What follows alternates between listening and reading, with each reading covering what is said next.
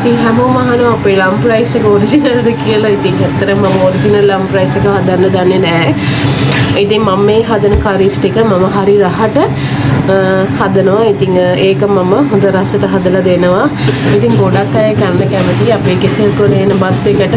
ඉතින් අපි බලමු මොනවද අපේ ලම් ප්‍රයිස් එකේ තියෙන්නේ කියලා. මේ කෑම ටික හරි රහට ලංකාවේ රසට තමයි හදන්නේ.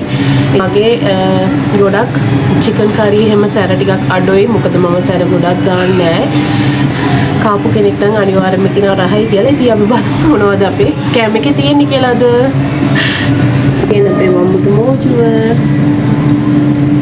ඊට පස්සේ මම තියනවා අපි හදාගත්ත කට්ලට් එක. මේකට බැදපු බිත්තරෙකුත් තියෙනවා. ඉතින් මම දානවා දැන් කජු. මම දානවා චිකන්. මේ තියෙන අපේ ලම් ප්‍රයිස් එක.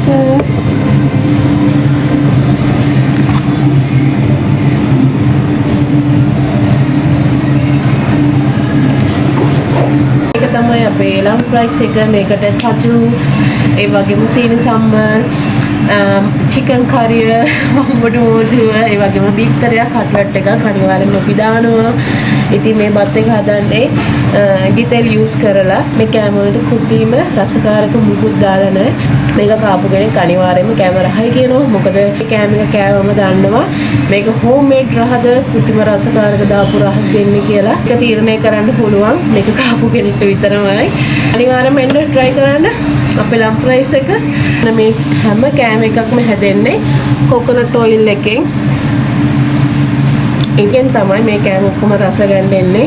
නිවාඩු කාලේ එනවා. ඉතින් මං හිතනවා හැමෝම බස් වලට නාවත් අපේ කඩේ පැත්තේ එයි කියලා.